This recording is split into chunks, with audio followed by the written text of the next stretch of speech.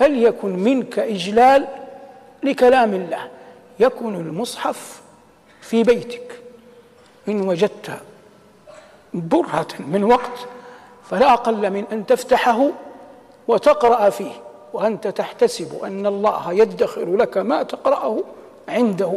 إن سكنت في شقق، إن سكنت في فندق، إن مررت في سفرك بمطارات، تجد في مصلياتها مصاحف.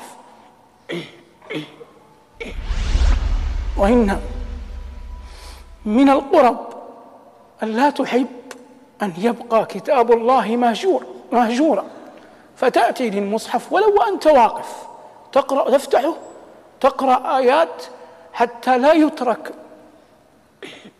كتاب الله مهجورا، ثم ترده، ثم تمضي لسبيلك، فتظهر لله انكسار قلبك، وأنك وإن عجزت أن تحفظه، أن تكون من العلماء به، أن تكون ممن يعلمه، فعلى الأقل تكون ممن يحب من آتاهم الله القرآن.